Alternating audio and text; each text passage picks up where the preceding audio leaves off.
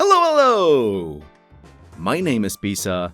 Welcome back again to the Pokemon Corundum Dev Diary, and Happy New Year!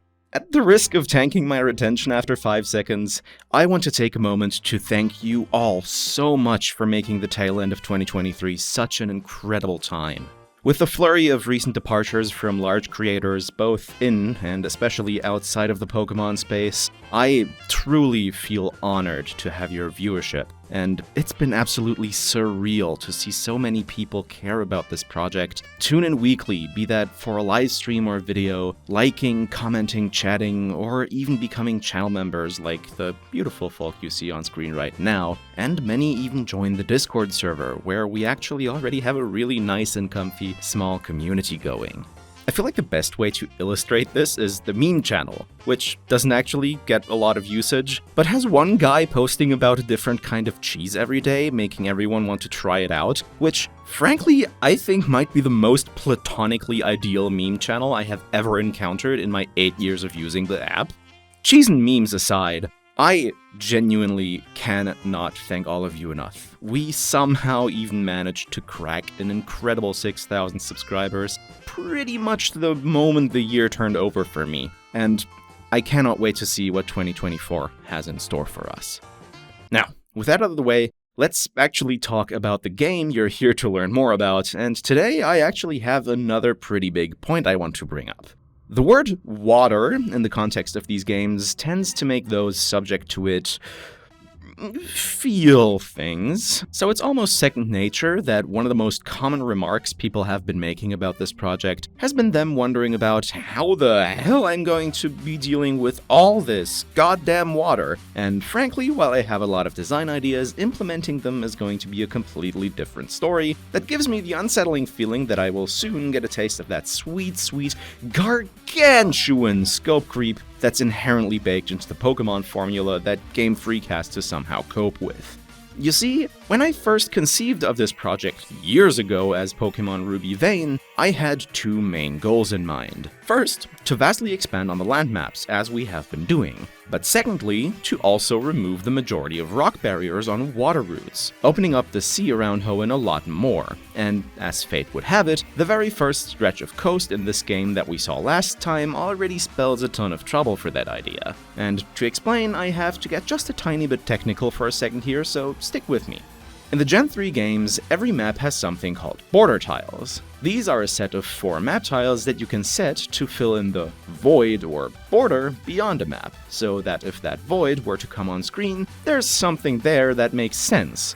Take my Route 101, for example. Here on the west side of the map, 4 walkable tiles directly border the edge of the map, and if the player gets close enough to them, the border tiles set for that map will start filling the space beyond them. Now, I try to avoid making border tiles visible on my maps in the first place, since one of my design goals is to break up the very rigid and square structure of classic 2D Pokemon maps, and they're kind of the antithesis of that idea. Now, I am making a big deal out of this because Route 104 is where border tiles pose an actual problem in conjunction with my removing the vast majority of rock barriers goal. The keen-eyed might have already spotted this and my solution for it in last episode's time-lapse, but the northern and southern halves of Route 104, split in two by Petalburg Woods, are actually one and the same map, thus also using the same border tiles. This isn't the problem in the original, as the northern half is what actually makes use of those border tiles, except for one, which also just so happens to be the one with a rock barrier on the sea. Removing this barrier means that if you were to surf out even one tile further than it allows you to, yeah, no good. But that's fine, since this plays exactly into what I want to do in terms of expanding the water areas of the game. By removing these rocks, we can add additional water maps to the western side of this map. It just means that it now has to make sense when connected to the northern half of the route as well, which means I have to draw a sensical shoreline, as Rustboro is also a coastal city. At this point, I realize that I've stopped recreating Hoenn like you've never seen it before, and have instead started doing both Groudon and Kyogre's jobs myself, turning Hoenn into one cohesive, fully explorable landmass including all of its sea, coast, islands, civilization, and wilderness. When I am done with this game, there will be no more border tiles. Now, with that bold declaration out of the way, let's actually see how this northern half of the route turned out. For this time-lapse, I actually want to do things a little different, and walk you through the process of making these two maps instead of just rattling down the ideas. So as I said, we're doing the northern half of Route 104, but also the cliff area that connects to the shores along Rustboro City, simply named Petalburg Shores for the time being. To start off, I roughly block out the tree border that represents Petalburg Woods to a size that I believe will be able to house the cliffs coming from Petalburg Shores in a way that keeps their open ends hidden from the player. We'll get back to that after we make sure that both of these maps link up with Rustboro, so an attempted provisional resize of the Rustboro map reveals the maximum size of 10,240 tiles to me before settling for a slightly smaller one, and I add a Rustboro Shores map that takes care of the corner between Petalburg Shores and Rustboro City. It'll get a different name later on, as it'll house a proper seaside district of the metropolis, so if you have any ideas, leave them in the comments, because I don't. Since this was on stream, we took a short break to air out some ideas and conceptualize on paper for a bit, but let's skip over that and actually start working on Petalburg Shores' cliff. Now I needed the part that runs north to south to stay straight for Rustboro, while the parts that run west to east need to disperse into Petalburg Woods in a way that feels natural and leaves enough space to add some decorations scattered about in an appropriately wild manner. I talk a lot about how one thing I want to add into this game is Hoenn's wilderness, which will heavily lean into this style of map design so the player can really explore it. And true to the spirit of Route 104, this map is an early bit of wilderness that you can access before the post-game to get a taste of it.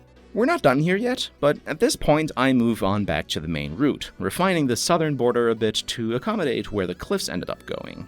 I move the flower shop back into its original spot relative to the rest of the map, and give it a little more breathing room, making it a little more orderly and giving it a few generic growing pots as decoration, before reintroducing the fences along Petalburg Woods and bending the path along it, both to keep it like the original and to make space for what will be the extended pond. This gives me a lot of space between the flower shop and the path itself, so I add a canal that runs between them from the pond over to Petalburg Shores, as a nod to Rustboro's real-life inspiration Fukuoka's Mikasa, Morooka, and Naka rivers. After this is when I actually start working on the pond itself, and as you can see, it takes up a pretty significant chunk of the map. Like I said, I believe that Route 104 is in many ways a macrocosm of Hoenn, priming the player for the feel of a lot of the rest of their journey, and the route being almost half water reflects that. It is, however, at this point that I have a dreadful realization. The reason these wavy pond surface tiles aren't used anywhere else in the game is because of their animation. There are 8 identical-looking tiles, each of which offsets the animation slightly, so that neighboring tiles connect properly, and I have to essentially weave them together one by one.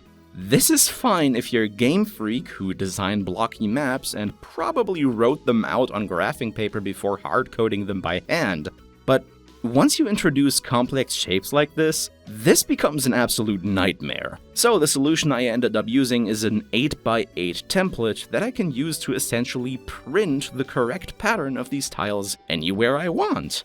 After I'm done with this, I reintroduce the walkways and carve out a little area to reach with a new one to the west shore of the pond, though these ideas ultimately won't stick. For now, I return back to Petalburg Shores, where I want to bring the canal down the cliffside in a cascade. While this sort of worked, the space between each separate cliff was kinda too small to properly fit it, so for now I return to Route 104 to undo my earlier attempt at waterscaping, instead adding a small island to the middle of the pond to help as a visual anchor within the massive water, before reconnecting everything again with walkways.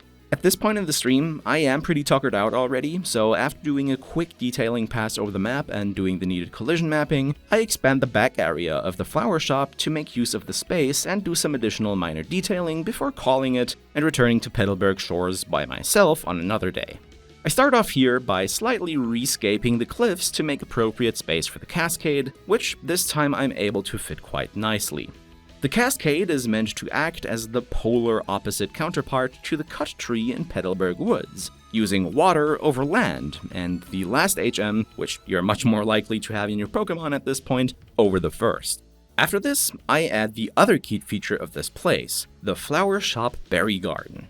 These probably warrant their own video, but without wanting to promise anything, the short version of the plan is that there will be 3 of these across Hoenn for the player to use, each with slight mechanical differences for them to uncover. There's not much left to do here now, outside of detailing, but I pull up a small irrigation channel from the canal to give the berry garden a defining feature before doing more detailing work and working out the nightmarish collision of the wild decorations. Again, I now fully understand why Game Freak didn't design maps like this when their toolset for doing so consisted of graphing paper and raw code. Some additional landscaping around the borders of Petalburg Woods to make sure that everything that's within the player's possible vision looks good, and an additional detailing pass for the same effect over the main Route 104 later, and the map is finally done. This one was a lot of work, but also a ton of fun, throwing all sorts of crazy design challenges at me, and I believe I managed to conquer them pretty well. The only thing that I'm sort of worried about is that the waterfalls are all just 1 tile tall, which might animate very jankily, but that's something we'll figure out with the dev builds. And with that, that's all for today. Remember that if you want to check out the game yourself, there's a link down in the description where you can sign up for a chance to participate in the public testing phase for the first dev build, which will include everything up until Rustboro and its connecting routes. Or you can become a channel member to automatically get access once it's ready. This video was structured a bit differently than usual, but I really hope you like this new style. If you did, do just that, and let me know what you thought in the comments while you're already down there. Subscribe if you want to see more, because next week, we're taking on what I consider to be the first wild route of the originals, Route 116.